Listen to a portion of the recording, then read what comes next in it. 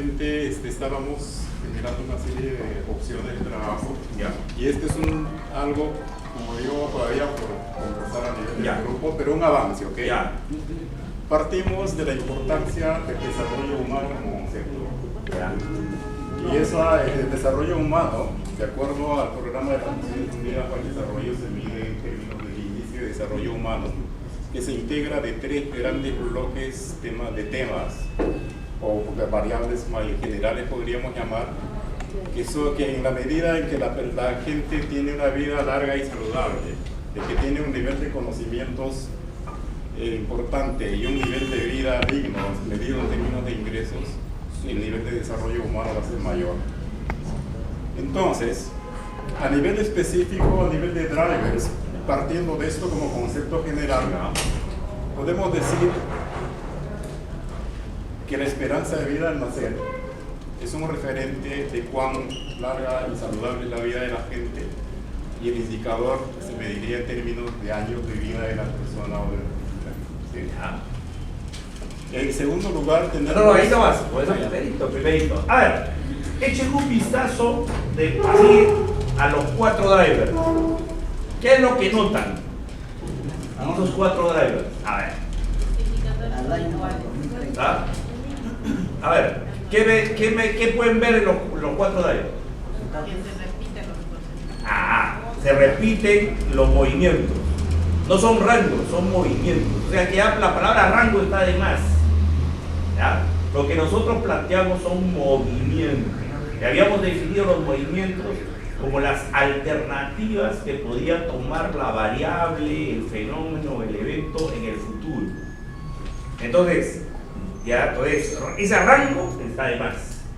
¿Ya? Está de más.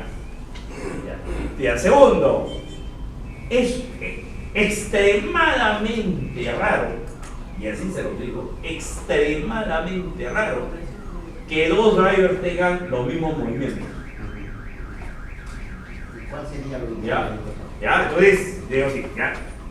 Extremadamente raro.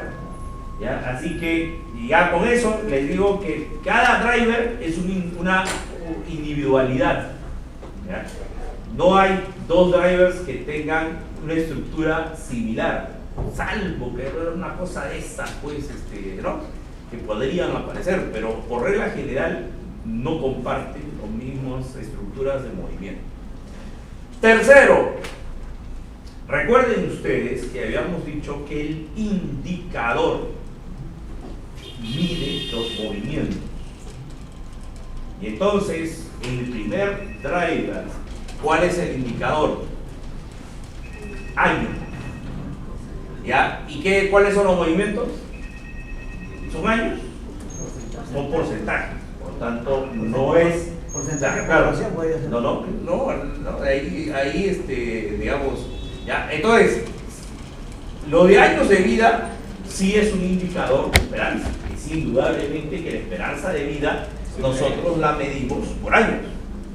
Y entonces el problema no está en el indicador, el problema está en los movimientos.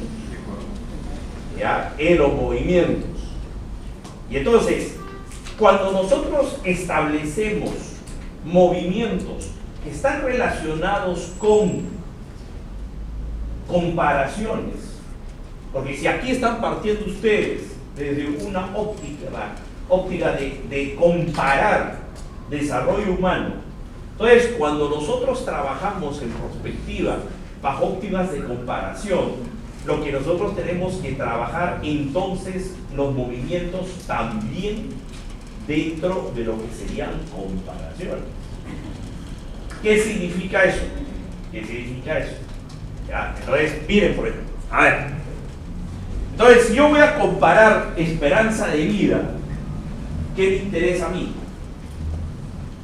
¿Ya? Entonces, movimiento 1, movimiento 2, movimiento 3, movimiento 4. ¿Cuál va a ser el comportamiento del futuro en esperanza de vida dentro de una óptica de comparación? Entonces, movimiento 1, que la esperanza de vida en el Perú es igual a la esperanza de vida del mundo. ¿Qué significa eso? digamos, vivir en el Perú, más o menos te da cierto, digamos, nivel de seguridad de que vas a tener una vida igual como si estuvieras en algunas otras partes del mundo. Entonces, digamos, la calidad del servicio de salud, el tema de nutrición, la seguridad ciudadana y todo aquello que pueda hacer que te mueras antes, acá más o menos está controlado. Eso es lo que significa que la esperanza de vida en el Perú sea igual al resto del mundo. ¿Qué más puede pasar? Que la esperanza de vida en el Perú sea mayor que la esperanza de vida promedio del mundo. ¿Qué significaría eso? Que aquí, digamos, por esta combinación de factores, aquí se viviría mejor, digamos, que en otras partes, y por lo tanto aquí puede uno llegar a viejo más fácilmente que en otros sitios. Ejemplo, ¿qué país tiene que es superior a la del mundo? ¿Qué país es reconocido por la cantidad de centenarios que tiene? Japón. Así es. Que la esperanza de vida en el Perú sea menor que la esperanza de vida en el mundo. ¿Ya? Y si es menor, aquí, como esto es una cosa problemática, digamos que esté dentro de un rango de 3 años. Es decir, que acá en el Perú nos morimos más rápido que en otro lado. ¿Qué significa eso? Ya que la esperanza de vida acá es menor. No, pero eso, ¿por qué no morimos más jóvenes? Porque puede ser que la nutrición no sea adecuada, el sistema preventivo de salud, ¿no? O la atención primaria o la atención de salud en general, digamos, no es conveniente. Comes en un restaurante, en una carretilla y terminas como niño de Jariwarma. Claro, y acá pegan todas los cóleras, ébolas y chikungunyas y todo lo demás. Una enfermedad pega en el mundo y acá pega con ganas. Entonces, la inseguridad, es decir, puedes morir, digamos, muy joven. O la tasa de mortalidad infantil, materno-infantil, digamos también. O sea, hay varias razones por las cuales aquí uno se va más rápido, uno se despide más rápido.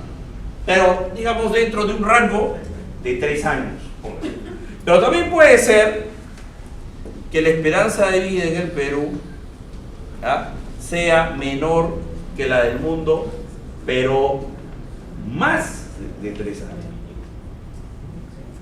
O sea que estamos nosotros en el grupo de países donde literalmente la vida no vale nada.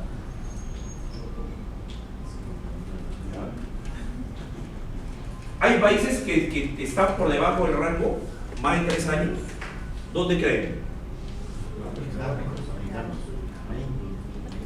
Entonces, ustedes pueden plantear este tipo de driver. ¿Ya? ¿Se dan cuenta o no? O sea, ¿dónde está el nombre? Claro, esta es, digamos, lo que debería ser. ¿Ya? O sea, quiero que entiendan. Y entonces, si se dan cuenta ustedes, cada movimiento es un micro-mini escenario. ¿Se dan cuenta? Cada movimiento es un micro-mini escenario. O sea, ustedes pueden explicar la situación existente en cada uno de esos movimientos. Y ustedes pueden explicar por qué puede ocurrir cada cosa. Ahora, la pregunta es, ¿esos movimientos son posibles? ¿Esos movimientos son posibles? Claro que sí son posibles. Claro que son posibles. ¿Verdad? Y entonces, para el driver que está ahí número 1, esperanza de vida, serían sus movimientos con el indicador que la esperanza de vida se mide en años, ¿no? años. ¿Ok? Entonces, seguimos. A ver, seguimos. ¿Cuál sería el siguiente driver? A ver. ¿Quién lo explica? A ver. A ver, el grupo, ¿quién lo explica? No se sientan mal, estamos para aprender. ¿Ah? Estamos para aprender. A ver. El segundo driver ha sido visto como que cuanto mayor nivel de educación secundaria completa tenga la gente, su nivel de desarrollo humano también es mayor, porque le abre las oportunidades para mejores condiciones de vida. Y el indicador ha sido señalado como el porcentaje de población en un territorio dado, en un país que ha logrado ese nivel. Entonces los movimientos han sido puestos, en verdad necesitábamos un poco el concepto de cómo abordar la formulación de los movimientos. Entonces no hemos necesariamente puesto de una manera elaborada ese tema, simplemente ha sido puesto de manera referencial todavía, estaba en desarrollo. Ya, pero ahí, por ejemplo, usted dice población con educación secundaria completa. Okay. Ya. ¿Cuál es ahí el porcentaje de la población con educación secundaria completa? En realidad, ese es el indicador. ¿Ah? Ese sería el indicador.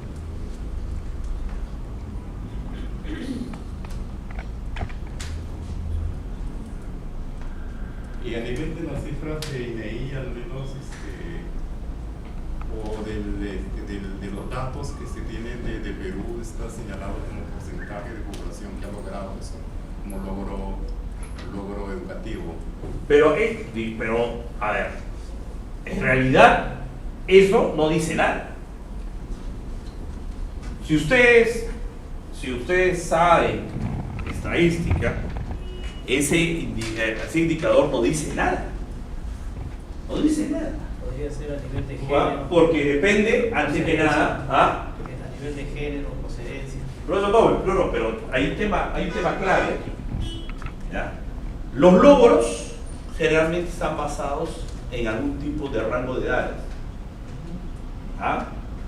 Bien, no es lo mismo que tú tengas 90% de la población con secundaria, por decir así, que tengas 90% de la población menor de 22 años con secundaria. No es lo mismo. No es lo mismo. ¿Ya? Entonces, ahí lo que tendríamos que estar viendo es básicamente el rango de edad. Está referido a gente de 18 años de edad. Por eso, pues, o sea, el indicador debería estar refiriendo a un rango de edad entre 15 y 25 años. En ese rango de edad, que es mi rango objetivo, yo debería estar pensando, a ver, movimiento 1, miren, movimiento 1, ¿ya? Más del 90% de la población, ¿ya? Entre 15 o 10, digamos, entre 17 y 25 años tiene secundaria completa. Movimiento 2, ¿ya? Y ahí habría que ver qué rangos deberían ser los que estamos colocando. Primero, lo que yo necesito es cuál es la línea de base. ¿Cuál es la línea de base actual?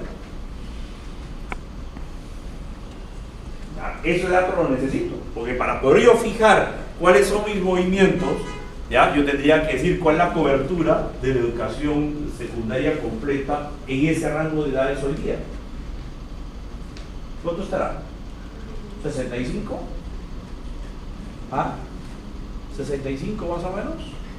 ¿Más? ¿Menos? 60. ¿Ah? 60. ¿Ah? ¿60? Bueno, entonces digamos, ya Entonces acá, digamos, menos de 60.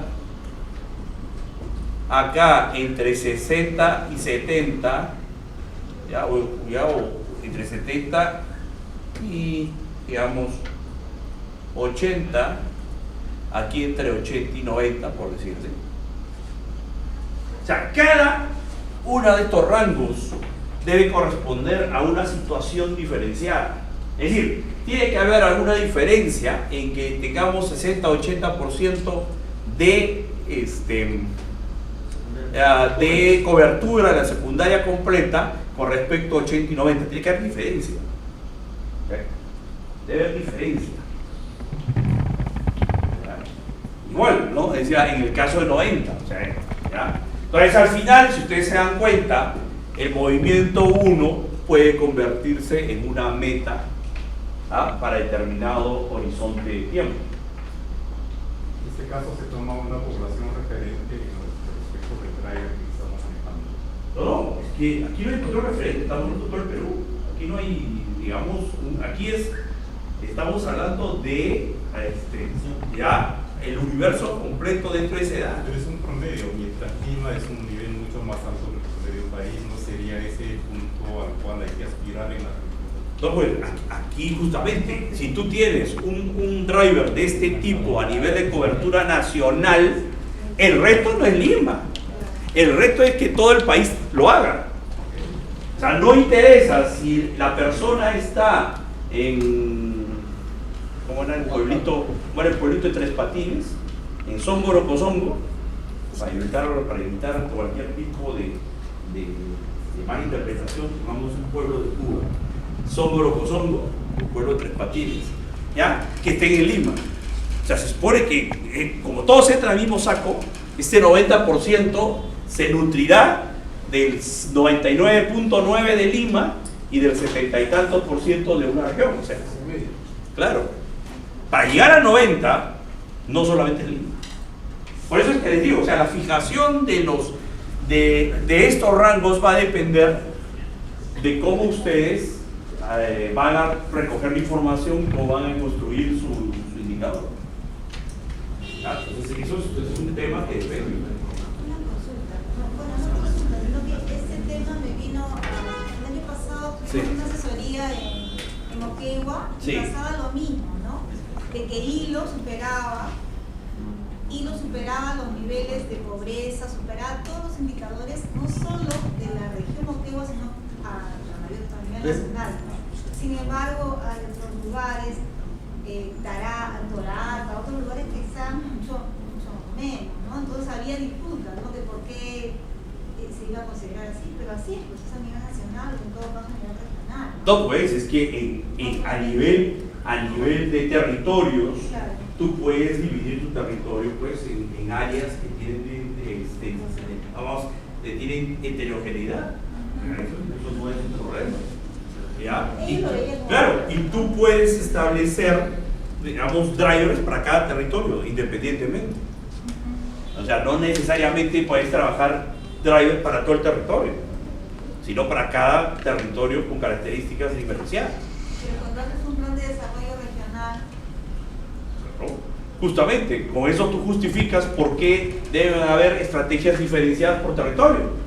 O sea, que no vas a poder tú darle el mismo trato a Hilo que al resto ¿no? Indudablemente ahí hay políticas de transferencia de recursos mayor hacia las zonas más deprimidas, se supone. Y lo justificas justamente con los indicadores que tienes. ¿No? Entonces no se pueden quejar de que por qué le dan al otro más. No dan más porque necesitan, ¿no? ¿Ok? Entonces, seguimos. Ahí ¿cuál sería el indicador? El indicador es la cobertura que tenemos nosotros de la población de 17 a 25% que tiene secundaria completa. O sea, ¿cuánto de la población de ese rango de edad tiene secundaria completa?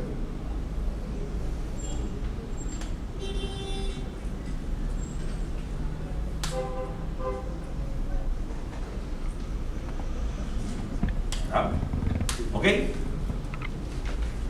¿Qué más? A ver, el tercero, ¿cuál era? A ver. Estamos bien, ¿ven? Cuando hay... la cosa es aprender. A ver, de ahí. Años de educación. ¿Ah? Entonces ahí, ¿ah? ¿Cómo lo definimos? Ese driver.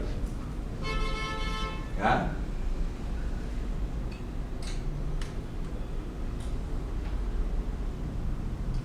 Es cuando la población que tiene más de 25 años, el nivel de años que ha dedicado a estudiar. Ya. Esa es la idea. Aquí, sí, el número de años que la gente ha logrado Ya. estudiar, pero en ese rango. Ya, entonces ahí igual, si es comparación, igual. En el Perú, ¿cómo estamos? Comparándonos con el resto del mundo. ¿Ah? 9 años el promedio, pero En el Perú, sí. 9. ¿Y en el resto del mundo? Entonces, claro, si todos nosotros vamos a trabajar como benchmarking, tenemos que saber cómo va el mundo. Porque 9 años no nos dice nada si en el resto tienen 12. O sea, 9 años le puede parecer mucho a algunos, pero si se entera de que en otros lados es 12, significa que estamos por debajo, ¿no? Y entonces ahí es lo que nosotros deberíamos. ¿Ah? Entonces, ¿ah? ¿Ya? Entonces acá, digamos, el indicador, ¿ya? Que es el número de años de estudio para poblaciones, ¿ya? Que están 25 años. de 25 para arriba. Ya, de 25 para arriba. Ya, ese es el indicador. Ya, entonces, ¿cuáles son los movimientos? El primer movimiento debería ser el benchmarking con los que están mejor. Finlandia. ¿Cuánto tiene Finlandia? ¿Cuánto tiene Corea? ¿Cuánto tiene China? Eso no va unido a calidad también, porque ¿qué sirve? Bueno, yo no estoy indudablemente discutiendo, ¿no? En países, pero me refiero que 9 años, si lo comparamos con otros países que tienen menos años de educación, pero sin embargo de repente la calidad es superior. No podría haber un driver o que estuviera ligado a años de calidad. Eso es otra cosa. Calidad es eso es otra variable. Es otra, pero sin Es otra embargo, variable. no me dice mucho que tú estás 2 años y si no es una buena. Pero es una variable. Ah. O sea que el modelo no está completo. Claro, no puede. O sea, pero una cosa, ojo. ¿Ah? Ya, si nosotros tenemos menos años que el resto, ¿ya? Tendríamos que ser súper archi eficientes para tener una alta calidad, que para lo que el resto les toma 10 años en aprender, nosotros lo aprendemos en 5. ¿Ya? Acuérdense que la educación es un proceso que implica horas. ¿Ah? Un número de horas, ¿ah? Lectivas. Y esas horas lectivas son acumulables. O sea, es decir, el número de años que he estudiado algo es porque acá hay un acumulado de horas lectivas. ¿Ah? Si solo consideramos primaria y secundaria, al menos tendrían que ser 11 años de estudios. Sí, Más educación inicial, que ahora ya es obligatorio a partir de los 3 años. Van 14. Entonces estamos hablando de 11 más 3, 14. Y superior. Ya, por eso. Ya, entonces aquí posiblemente, digamos, en algunos países esto esté por encima de 20. Si estamos hablando de personas sobre 25 años. ¿Ya? Otro es que estemos entre 18 y 20. Otro que estemos entre 16 y 18. Y otro que estemos entre menos de 16. Por decir. Esa es la fijación que tienen que hacer los expertos. Por eso es que para hacer prospectiva uno recurre a expertos. Y la data la tienen que proporcionar los expertos. Entonces, pero la lógica que tenemos que tener nosotros es que los movimientos determinan rangos que son cada uno de ellos diferenciados.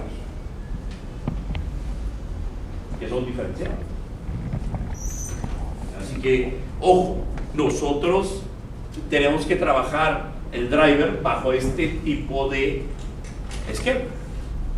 ¿Qué otro driver tenemos más? A ver, para ir avanzando. Ajá, está bonito. Ya. A ver.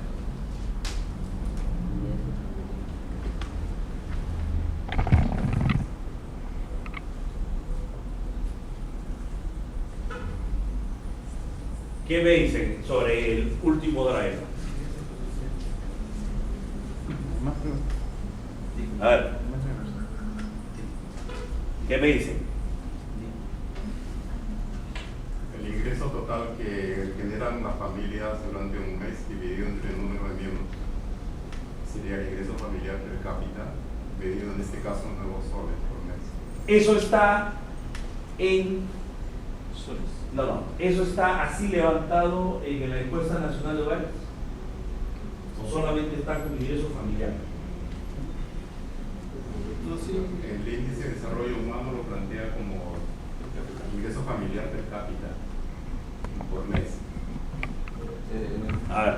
Pero en la encuesta nacional de hogares sí se puede llegar a eso porque se tiene el tamaño promedio de la familia y usando, por ejemplo, un paquete estadístico se puede estimar caso por caso y a la vez obtener el promedio general. ¿Por qué es importante, digamos, estos detalles? Porque la canasta familiar, la canasta familiar mensual, no se mide per cápita. Pero en realidad justamente es la canasta básica es familiar. ¿Por qué les digo? Porque cuando trabajamos temas de ingresos, ¿qué es lo que nos interesa a nosotros? No nos interesan los valores, digamos, absolutos, que nos digan 1000 soles. Imagínense qué cosas serán 1000 soles o 1500 soles en el año 2030. ¿Qué serán? ¿Qué serán? ¿Ya?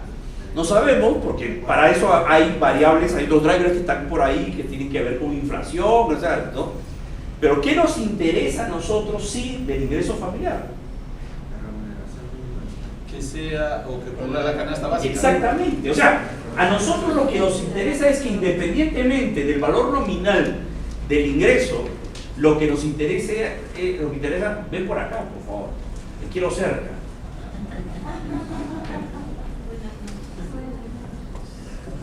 ¿Cómo estás?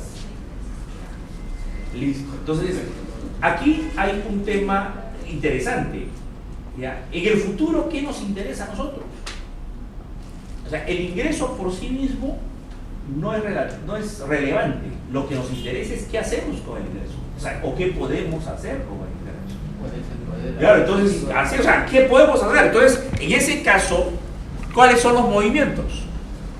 Que el ingreso promedio familiar en el Perú sea mayor que la canasta básica familiar. Movimiento.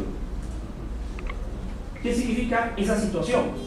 Como les digo, ya entiendan que los movimientos son microminis escenarios. Entonces, piensen en ese movimiento. ¿Qué implica que el ingreso promedio familiar sea mayor que la canasta básica familiar? Está por encima de lo que se denomina línea de pobreza monetaria. Es un dado.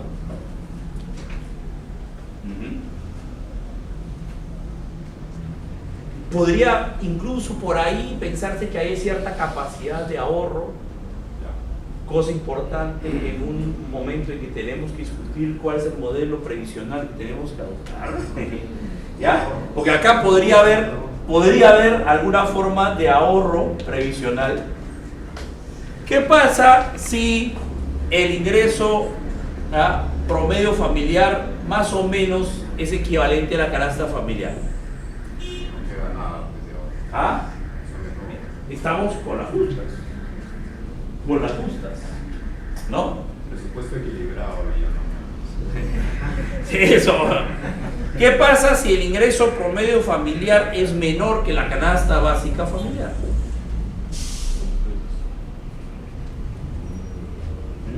¿Qué ocurre? Hemos pasado varias situaciones así. ¿Ah? ¿Qué ha pasado en esos momentos? ¿Ah? Entonces habían servicios básicos que teníamos que sacrificar, porque primero hay que comer, ¿ya? Y entonces, claro, en situaciones como esta, indudablemente los subsidios son necesarios, porque si no, esto es un caldo de cultivo, ¿ah?, para conflicto social horrorosamente, ¿ah?, peligroso, ¿no? Entonces, ya, miren, cuando uno comienza a hacer los movimientos, ya comienza a pensar en, o sea, no es, digamos, malo ya tomarse un tiempito para analizar los movimientos como si fueran microescenarios, pero tampoco tomen mucho tiempo, porque todavía falta bastante para trabajar escenarios, ¿eh? Pero simplemente ya, acá ustedes están viendo gérmenes de escenarios que se pueden presentar. ¿Dónde de estos tres movimientos pueden ustedes imaginar que hay escenarios de conflictividad social? ¿Ya? Por acá. ¿Ya? ¿Por qué? ¿Y por qué les digo así? Porque ¿qué cosa es la canasta familiar hoy? ¿Qué será la canasta básica familiar mañana? No crean que es la misma canasta. ¿Ah? En el futuro, díganme, ¿ustedes creen que servicios como cable o como internet no deben formar parte de la canasta básica familiar? Por decir. ¿Ah? ¿Ya? Y la canasta básica familiar está la parte de combustible para cocinar. Sí, pues, pero generalmente se pensaba en queroseno. ¿Ah? Después es gas GLP. Y en el futuro, ¿ah?, puede ser gas natural. Entonces, por eso es que les digo, o sea, tratemos de armar nuestros drivers, ¿ya?, con movimientos que respondan a todas las variabilidades del futuro. Lo peor que podemos trabajar en prospectiva es pensar que el tiempo es estático. Y entonces, claro, cuando yo les pongo canasta básica familiar, yo no estoy pensando en la canasta básica familiar, digamos, absoluta de hoy, con tantos kilos de arroz, frijol, o sea, como lo arma el INEI. No, yo estoy pensando en la canasta básica familiar del futuro, ¿ya?, que puede tener otros componentes, pero que es tan básica que si una familia no puede cubrir, es el déficit. Y su capacidad de desarrollo va a ser mellado en el futuro. Entonces, eso es lo que me interesa que ustedes analicen. Digamos, tienen que abstraer el presente y pasarlo al futuro.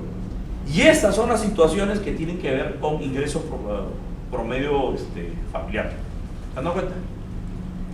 O sea, tienen que trascender. Por eso es que eso de que los movimientos son iguales para 2 o 3, no es así, pues, porque como se pueden dar cuenta, cada driver es un universo por sí mismo diferente, individual. Los movimientos hay que construirlos específicamente para cada driver. ¿Ok? Sí, cuando se habla de ingresos, inclusive la cosa puede ser quizás más realista cuando se deducen lo que son las transferencias monetarias que suelen haber para esos estratos más abajo, porque por esa vía se puede resolver también un problema, pero es una solución de coyuntura y no es una opción que resuelve a largo plazo el problema del sistema. Así es. ¿Ya? Pero por ejemplo, ¿qué pasa si yo tengo otro driver que se llama subsidios? ¿Ya? O transferencias, ¿ya?, monetarias y no monetarias para atender necesidades básicas de la población. Eso es subsidio. Y tengo movimiento 1, movimiento 2, movimiento 3. Y a ver, movimiento 1, ¿ya? ¿Ya? ¿Ah? Claro, no, pero el subsidio. Esto se da, digamos, en una cobertura al 100% de la población en extrema pobreza. O sea, cercana al 100%.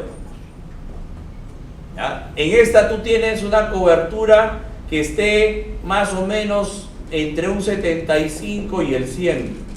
Y esto que está por debajo del 75% de cobertura, por decir. Y movimiento 4, no hay. No hay subsidios. ¿Ya? Y entonces, si ustedes combinan el no hay con una situación de ingresos menores que la canasta, ¿qué se imaginan que puede pasar en el país?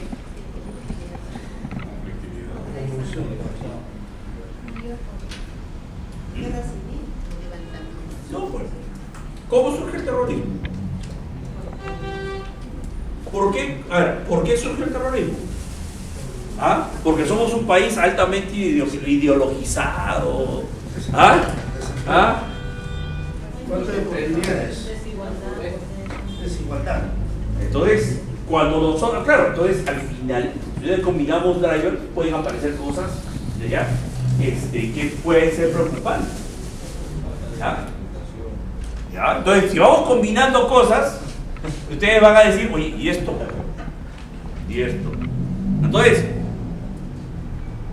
la prospectiva justamente ayuda a identificar posibles situaciones difíciles, pero también oportunidades que pueden presentar el futuro. Ok, entonces, ¿Cuál sería el indicador de acá del primario? ¿de acá? Sí. ¿De acá? Sí, sí. Es justamente esta relación, pues. O sea, si quieres tú, tu indicador es el ratio, ¿ya? Ingreso versus canasta. Entonces, acá el ratio es más de 1, ¿no? Acá es 1 y acá es menos de 1. Incluso el menos de 1, tú puedes decir, esto puede ser más o menos 90 y puedes tener un movimiento 4 que eso es menor de 90. O sea, eso significa que el ingreso está bastante por debajo de la canasta. ¿Cómo estamos ahora? A ver, ¿quién sabe cómo está la situación del ingreso promedio versus la canasta? ¿Estamos por arriba, por abajo? 1800, hacia arriba.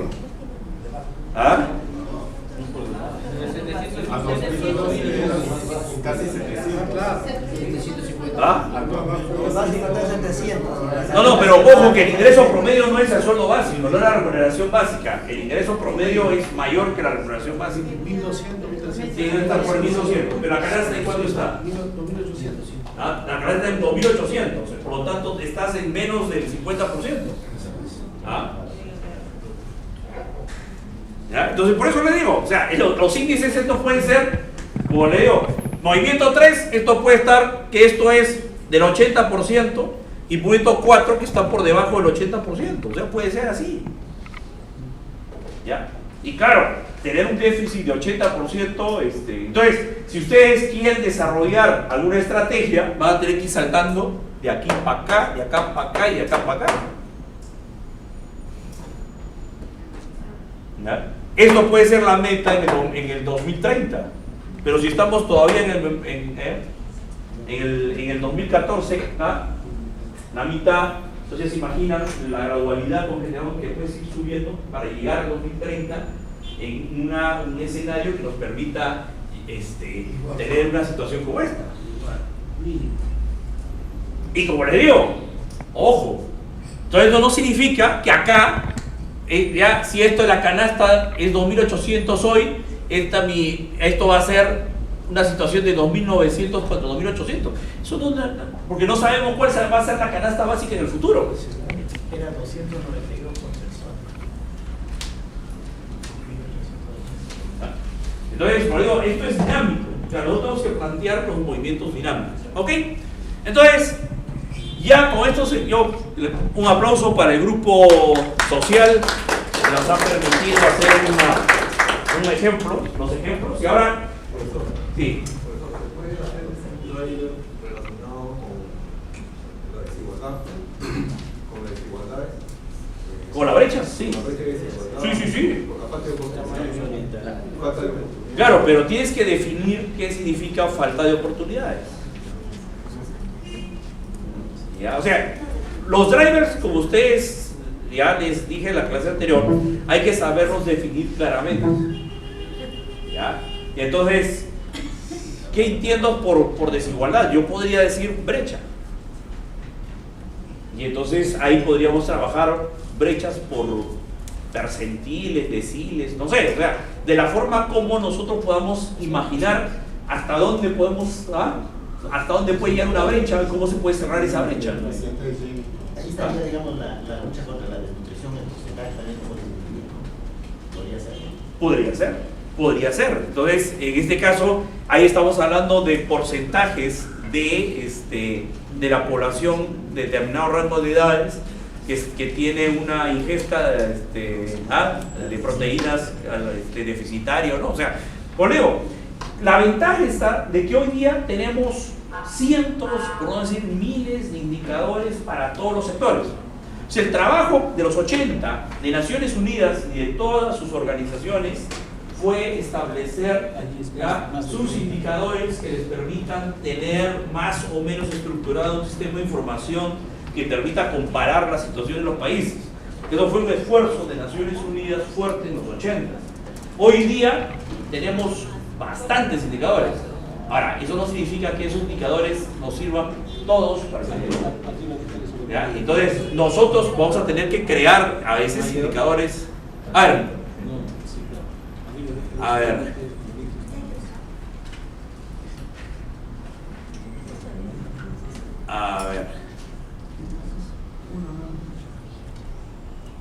Aquí están. A ver.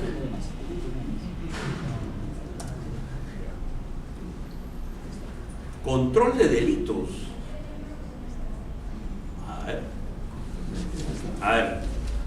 A ver, explícame, ¿cómo es el tema del control de delitos? Bien, ese es el tema de inseguridad ciudadana. Ya. Y ahorita en el 2014 estamos más o menos en un 30% en porcentaje, ¿no?, de inseguridad ciudadana. Entonces acá lo que tendríamos que hacer una propuesta proyectándonos al 2030 sería, ¿no?, el primer movimiento al 2030 de menos del 15%, ¿no?, al 15% o menos llegar a ese. ¿Pero qué significa? O sea, lo que pasa es que no entiendo qué significa ese driver, no lo entiendo. Control de delitos. No entiendo qué significa control de delitos. O sea, que los delitos se vayan reduciendo porque la policía... No, pero es que si tú dices eso, o sea, ¿cuál es el porcentaje de delitos natural? Por decir, pues hablando de que fuera un fenómeno social, ¿cuál es el porcentaje de delitos natural que existe? O sea, tendríamos que plantear una cosa como esa. Ahí sería más o menos una forma más cualitativa, por ejemplo, robos. No, por eso, no, pero no. Es que digo, ¿cuál es digamos, la situación ideal? ¿Cuál sería la situación ideal? Que no haya delitos. No, pues, pero eso no existe, pues, porque en todas las sociedades, por las más desarrolladas, hay delitos. O sea, eso es inherente al ser humano. O sea, ya, en Japón hay delitos. Ya en Finlandia hay delitos, pocos, pero los hay. La situación ideal sería que no exista temor a sufrir asaltos, a sufrir...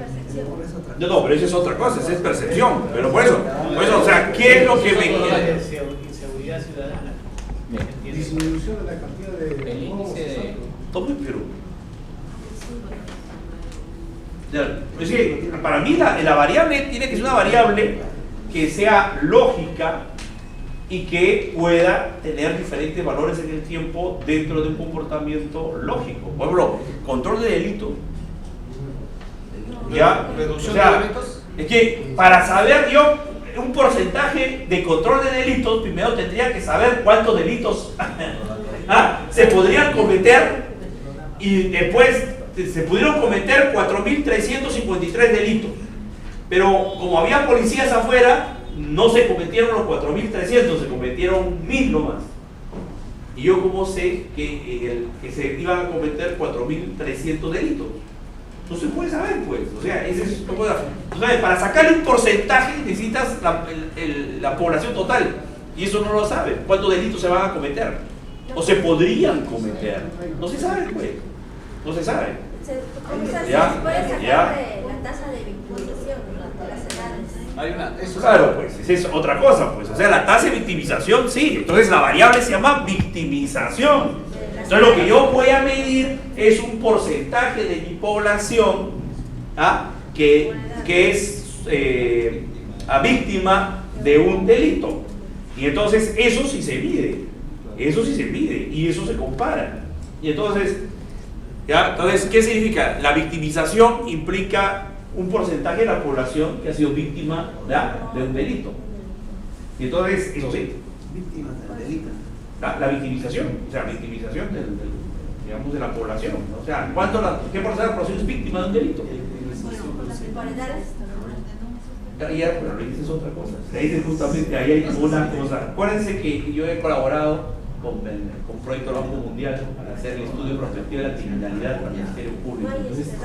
Entonces, ahí el problema es la subdenuncia. El problema es que hay gente, si ahorita le roban a ustedes saliendo acá el celular, ¿lo van a denunciar? No, pues. No lo van a denunciar, pero hubo un delito.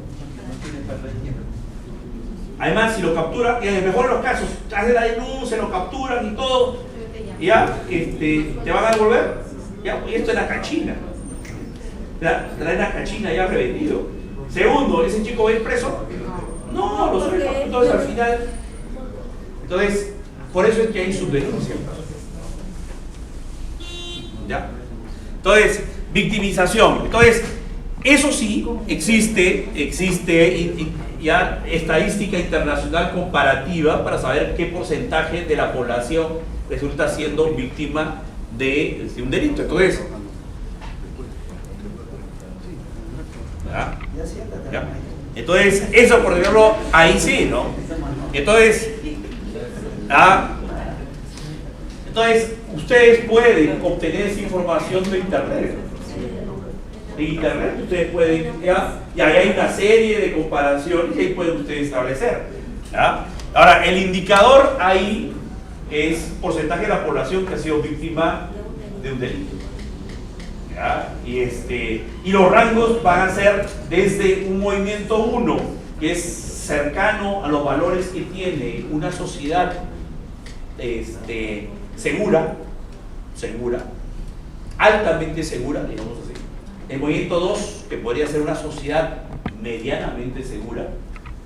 Un movimiento 3, de una sociedad insegura. Y un movimiento 4, de una sociedad altamente insegura. Donde nosotros debemos estar quizás en ese movimiento 4 hoy. Y la idea es que posiblemente vayamos mejorando.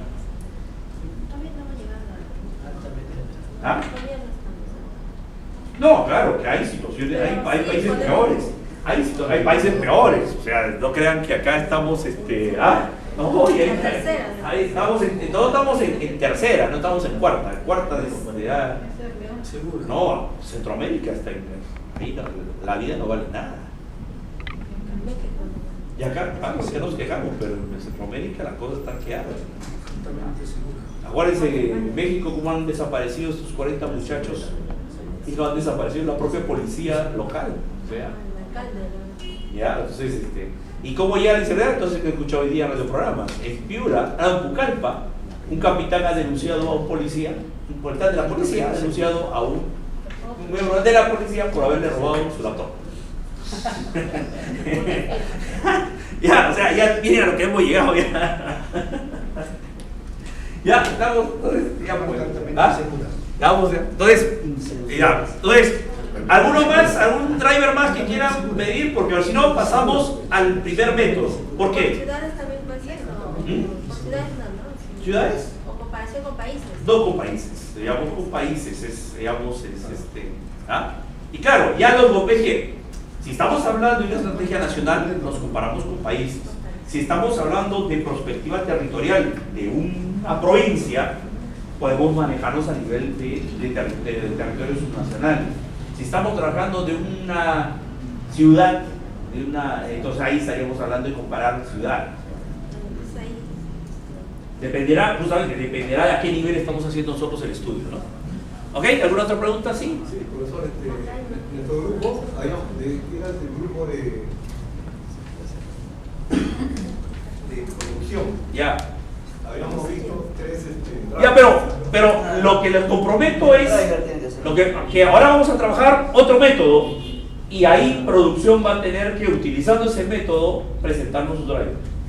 No te preocupes, acá van a trabajar todos, no te preocupes, no te preocupes, vamos acá a trabajar todos. Entonces, ¿cuál es el tema? Ustedes en este primer ejercicio los he dejado en plena libertad para que ustedes piensen sus drivers de una manera totalmente libre. En la vida real esto no es posible, además sería altamente ineficiente. Por lo tanto, la prospectiva tiene una serie de herramientas metodológicas para identificar drivers. Y gracias a eso mejoramos la eficiencia del proceso de identificación de drivers. Y vamos a ser capaces de identificar más drivers que las que nosotros podíamos generar de una forma libre, porque nos va a forzar a tener que pensar en diferentes formas, en diferentes situaciones donde vamos a extraer información para construir. Entonces, aquí vamos a ir con el primer método, que es un método bastante simple, ¿ya? Ese método se llama exploración del entorno. En español, esa traducción es mía, ¿ya? Porque la traducción de los españoles se llama análisis medioambiental, pero esa traducción está mal hecha porque no representa lo que es el método en sí mismo. Entonces yo me he permitido traducirlo de nuevo y llamarlo exploración del entorno. Si ustedes entran en internet para conocer más de este método, el método originalmente se llama Environmental Scanning. Ese es su nombre en inglés, Environmental Scanning. Hay muchísimo material sobre esto en internet en inglés. Si ustedes no les gusta el inglés y quieren usar en español, si ustedes entran por exploración del entorno, van a ver diferentes versiones de mi presentación. Algunas con mi nombre, otras sin mi nombre, porque hay mucho pirata en internet, ¿no? Entonces algunos, y ahora, yo nunca he puesto nada en internet, toda la información que hay ahí es producto de mis alumnos que han puesto las cosas ahí, y yo no he colgado nada mío, pero ahí está, pues, o sea, ya yo mismo me admiro la cantidad de material mío que está en internet, ¿no? ¿Quién lo habrá puesto? No lo sé. Entonces, si usas la palabra análisis medioambiental, lo que van a encontrar es material de los españoles. ¿Ya? Esto es el proceso prospectivo. ¿Ya? Es decir, esto debería ser el anexo, es 4, ¿no? Anexo 4, ¿no? El anexo 4 de la directiva 01 debería tener más o menos esta estructura, porque esto es el proceso prospectivo.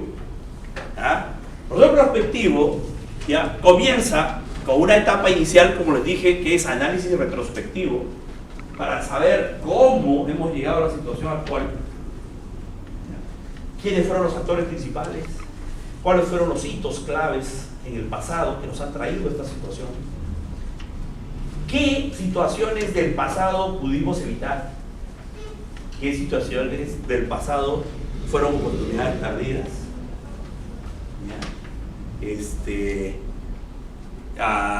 ¿Qué actores sociales fueron relevantes? Todo eso es un análisis retrospectivo que nos tiene que indicar por qué estamos viviendo lo que estamos viviendo ahora. ¿Ya? Entonces, siempre les digo, igual que la vida personal de todos ustedes. Cierren los ojos un momentito y piensen cómo ustedes conocieron a su pareja. ¿Ah? En una situación especial la conocieron. Si hubieran llegado 5 minutos tarde, a lo mejor, o hubieran llegado 5 minutos después, no la conocían. Claro, hay a veces que uno quiere matar a determinados amigos o amigas que fueron los que nos presentaron, ¿no? Esa es otra cosa. ¿Ya? Esa es otra cosa, pero hubo justamente actores relevantes. Alguien nos presentó actor relevante. ¿Ya? Entonces, ya, ahora piensen ahora las oportunidades perdidas, piensen en otras parejas que pudieron tener y que por A o B razones, un viaje, no llamar, algún error que se cometió, se perdieron. Entonces, ese es el tipo de análisis retrospectivo que tienen que hacer ustedes. ¿Ya? Y de ese análisis, como les digo, salen situaciones que no fueron aprovechadas, hitos, actores, etcétera, etcétera. Entonces, una vez que tengamos esa información, que es clave, pasamos a identificación de los drivers. Tenemos, como les decía, una serie de métodos para identificar drivers. Por razones de espacio de tiempo relativo que tenemos bastante pequeño, vamos a trabajar un par de ellos muy rápido. Pero hay muchísimos métodos. Después, esos drivers se analizan, se validan, se evalúan a través de varios métodos. Uno de ellos, el más conocido, es la encuesta Delphi. Después, los drivers que pasan ese filtro nos van a servir para construcción de escenarios. ¿Ya? Hay varias formas de trabajar construcción de escenarios. Nosotros usamos el de los ejes de Schwartz, que es la forma más simple y, digamos, más rápida, sin perder pues rigurosidad para poder construir escenarios. Y eso va amarrado con análisis estructural. Una vez que nosotros tenemos los escenarios, nosotros vamos a evaluarlos. Y tenemos ahí la posibilidad de hacer un Delphi también, ¿ya? Para medir, ¿ya? Tres características que tienen cada escenario. Los escenarios tienen tres características: deseabilidad, o sea, cuánto nos gusta, cómo nos gustaría vivir determinado escenario, cuánto no nos gustaría vivir determinado escenario. Después, la probabilidad de ocurrencia, es decir, cuál probable es que se dé ese escenario. Y la tercera es algo interesante: cuán gobernable es el escenario. Porque puede haber un escenario que nos guste, pero que sea poco probable y en el cual nosotros no podemos intervenir. Pero tenemos otro escenario que a lo mejor no está tan bueno, pero también es interesante, tiene alta probabilidad de ocurrencia y encima nosotros podemos intervenir.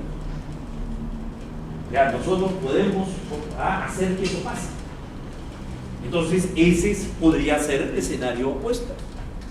Es decir, los escenarios meta, como decimos en perspectiva inglesa o apuesta, y en perspectiva francesa, ¿ya? No necesariamente son los ideales. ¿Ya? No son los ideales. Como les decía en el ejemplo de la clase del sábado, tu mujer ideal no es Miss Universo. Tu mujer ideal quizás puede ser tu vecina de la otra cuadra. Igual, el hombre ideal no es Brad Pitt. El hombre ideal puede ser el primo de tu mejor amiga.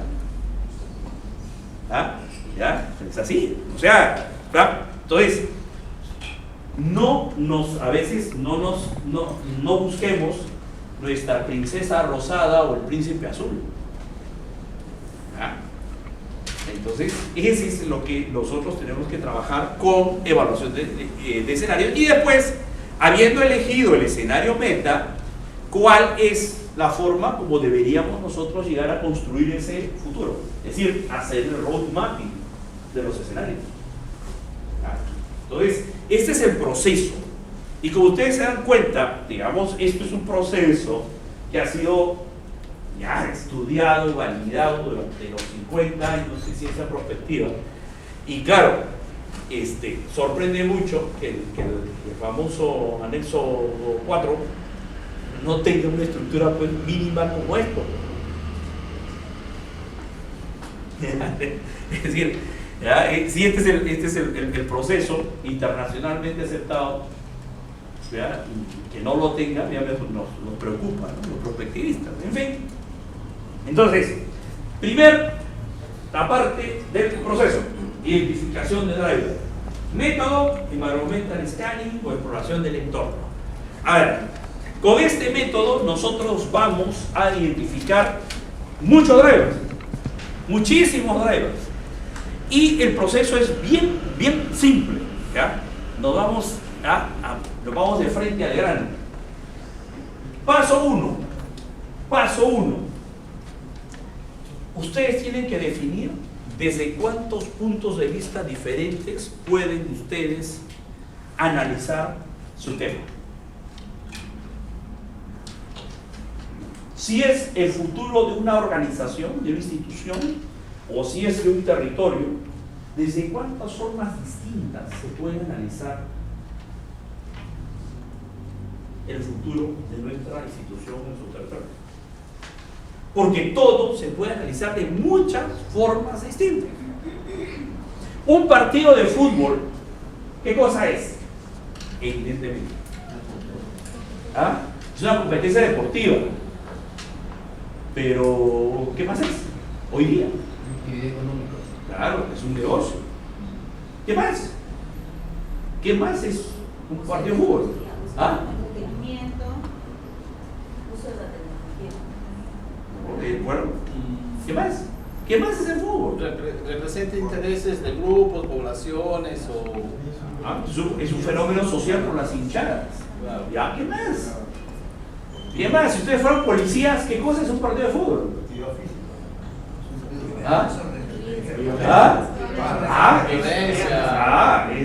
Es un evento que puede desencadenar un problema de seguridad. ¿Ya? Si ustedes fueran periodistas, ¿qué cosa es un partido de fútbol? Es una noticia. Claro, es una noticia. ¿Ya? Es una noticia. ¿Ya? Entonces, bien, o sea, un partido de fútbol se puede analizar de muchísimas formas. De muchísimas formas. Y si fueran dirigentes, es la cosa más. ¿Qué cosa es el fútbol para el señor Burga? Entonces ya, bueno. No, pero, ¿se dan cuenta? O sea, un partido de fútbol puede analizarse de muchísimas formas diferentes. Igual, el futuro de una institución, el futuro de un territorio se puede analizar de muchas formas diferentes. Entonces, paso 1, ustedes tienen que definir desde cuántos puntos de vista ustedes pueden analizar el futuro de su tema. El método tradicional inglés nos dice que es ya un hexágono, son, digamos, 6 puntos de vista diferentes. Es decir, todo se puede analizar desde el punto de vista tecnológico, social, económico, político, medioambiental o de valores y actitudes. O sea, todo esto se puede, digamos, se puede analizar desde esos puntos de vista. Sin embargo, con la experiencia que tenemos, lo que nosotros proponemos es que en realidad la construcción del polígono tiene que ser un acto de análisis del grupo que está trabajando el estudio del futuro, porque depende mucho del tema mismo con que estemos trabajando. Entonces, pueden ser 6, pueden ser 5, pueden ser 10 verdes. O sea, no nos pongamos la camisa de fuerza del hexágono. El hexágono es simple y llanamente una referencia, porque Dependiendo, digamos, de cuál es el tipo de temática que trabajamos, por ejemplo, yo puedo separar lo social de lo cultural y crear un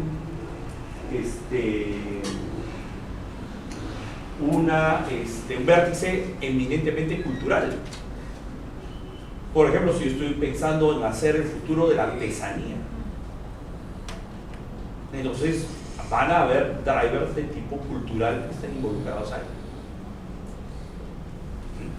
Si estoy trabajando, por ejemplo, el futuro de un instituto armado, de la Fuerza Aérea o de la Marina, entonces posiblemente yo tenga que crear un vértice organizacional, porque las entidades, o sea, los institutos armados, la policía, las universidades públicas, o sea, todas aquellas instituciones que tienen estructuras rígidas, estatutos, reglamentos, etcétera, etcétera, etcétera, entonces tienen un componente organizacional que hay que tomarlo en cuenta aparte, porque esto implica algunos drivers que están ahí trabajándose y que pueden generar una resistencia al cambio, por ejemplo.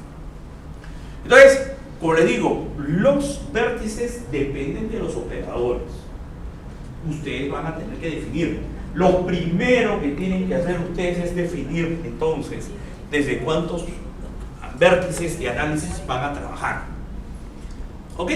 Entonces, cuando hablamos de político legal, o sea, político, estamos hablando de político legal, o sea, el marco jurídico.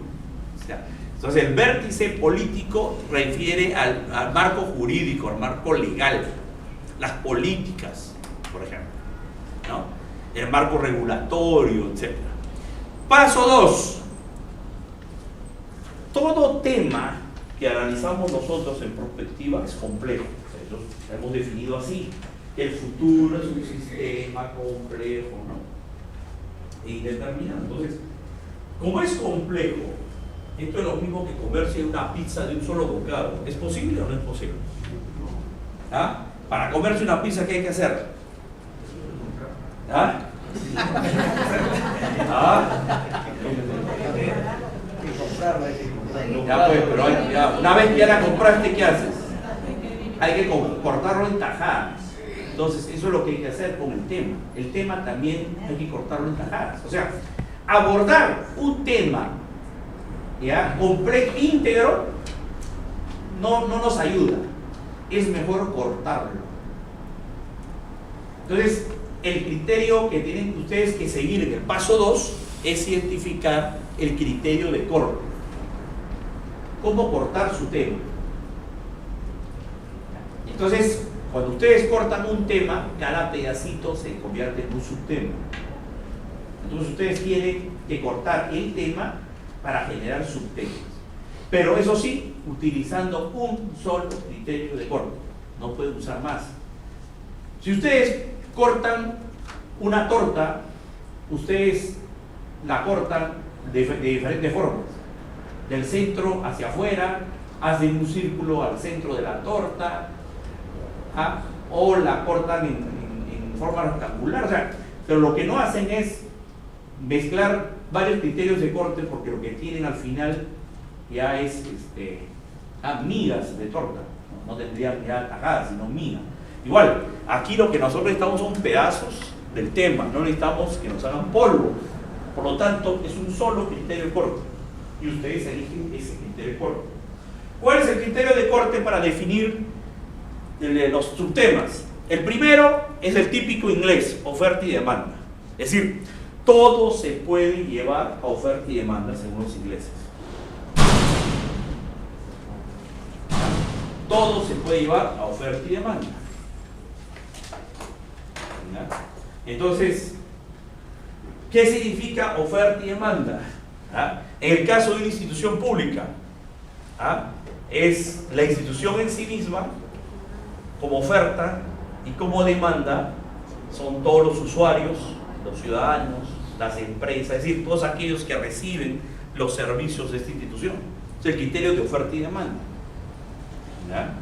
Entonces, ese es el criterio inglés típico.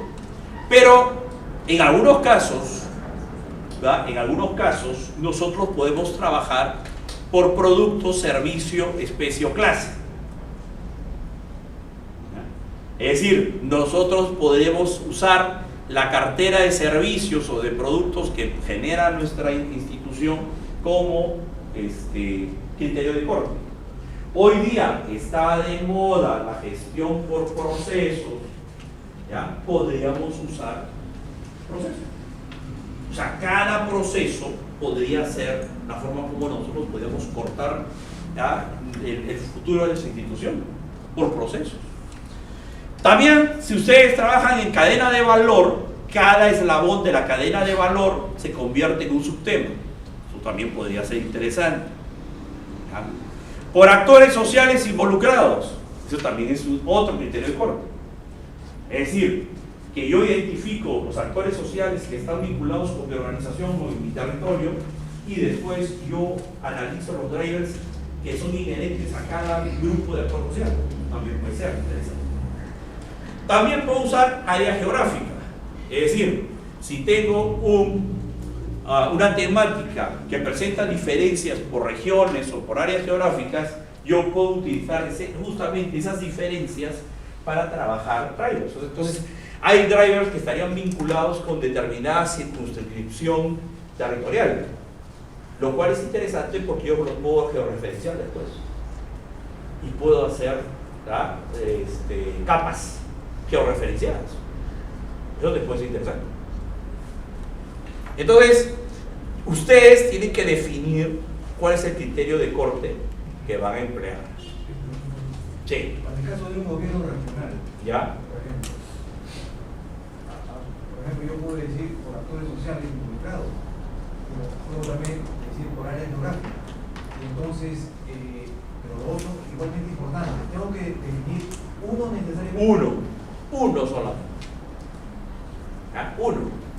Ahora, ¿qué es lo que puede pasar? Es que si el área, por ejemplo, estamos hablando de un gobierno regional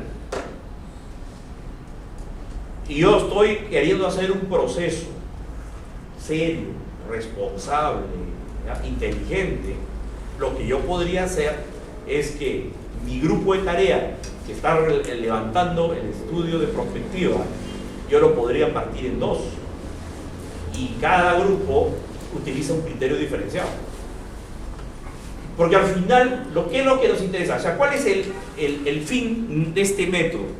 Sí, encontrar drivers. ¿Cómo lo encontraste? ¿Cómo lo encontraste? Siguiendo qué ruta, no es relevante. Lo que nos interesa son los drivers. Lo que nos interesa son los drivers. ¿Ya? ¿Ya? Y eso es lo que nosotros tenemos que entender. ¿Sí? No. El terremoto, digamos, el megaterremoto de Lima, eso no es positivo. La muerte de una persona no es positivo, salvo que no lo quieras. ¿Ya? ¿Ya? Por ejemplo, ¿ya?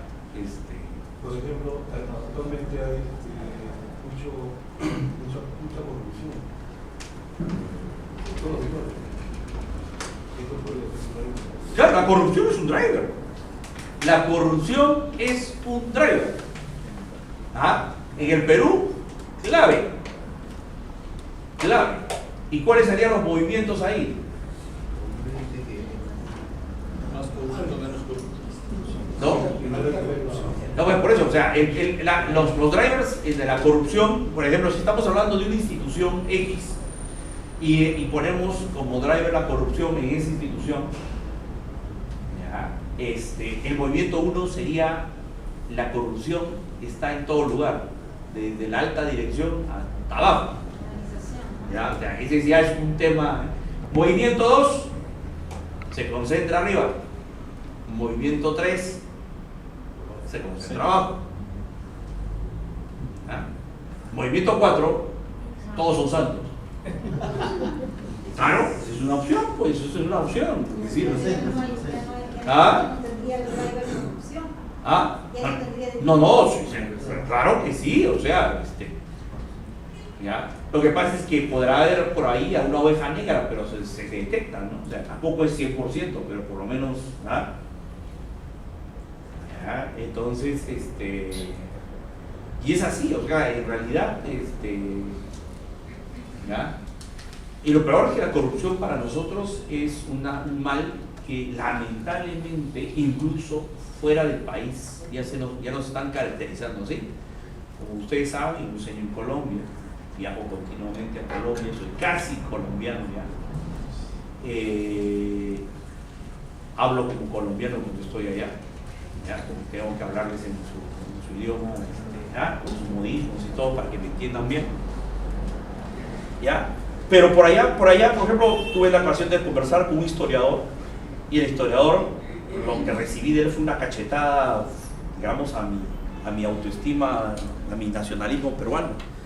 Porque cuando se estuvo hablando de la corrupción, dicen que para los países bolivarianos, los peruanos expulsamos o nos sacamos a Bolívar de este territorio porque él emitió una ley que decía que a los corruptos les debían fusilar. No sé si sea verdad, tengo que investigar. No soy bolivariano, ustedes comprenderán. Yo me apellido San Martín y yo soy San Martiniano.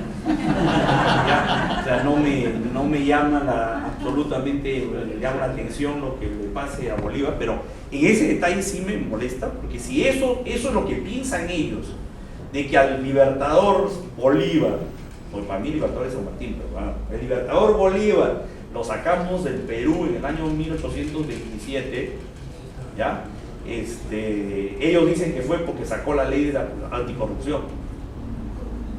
O sea, significa que nuestra corrupción viene ya desde, ya viene para 200 años, y claro, eso también vino desde el virreinato, eso viene desde el virreinato, claro.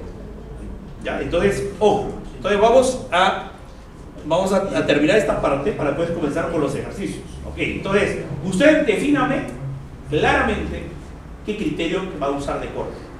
Porque una vez que ustedes tienen ya su criterio de corte, lo que van a hacer es partir. O sea, parten, ¿ya? sus temas en cada uno de los subtemas, dibujan su polígono y se reparten el trabajo. Es decir, los miembros del grupo, cada uno va a tener su polígono y su subtema al centro. Y lo que va a hacer después es ir atacando el análisis de su subtema desde cada vértice. ¿Ya? Es decir, ¿qué drivers sociales van a generar el cambio en mi subtema de aquí al año 2030? ¿Qué drivers económicos, o sea, sociales, económicos, tecnológicos? O sea, y ustedes van a ir desde cada uno de los vértices atacando. Entonces, este método, ¿qué les permite? Les permite tener una visión holística del futuro de su tema. Y les obliga a tener que pensar. A veces, por ejemplo, temas como inseguridad ciudadana, por ejemplo, uno dice, no, es un problema social. Un momentito, es un problema social. Solamente. No. Hay factores tecnológicos que están vinculados ahí. Claro.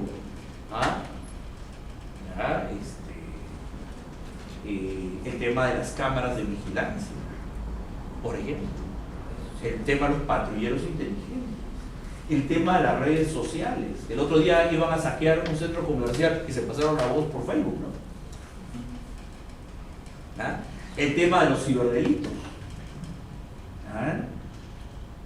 ¿Cuántos delitos de seducción a menores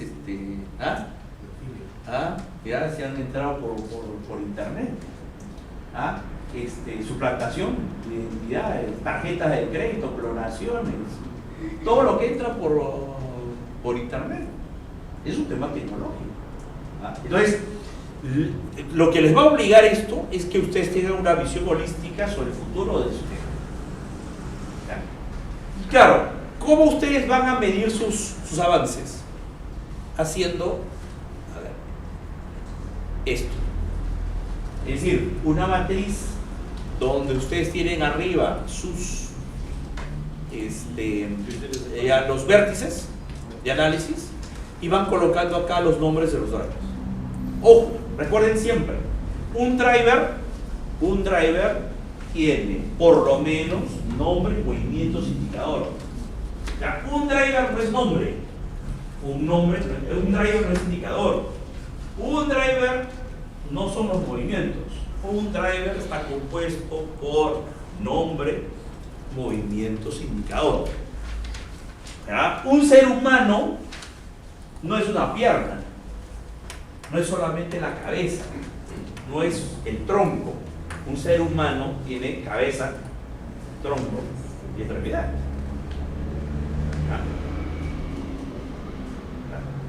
En la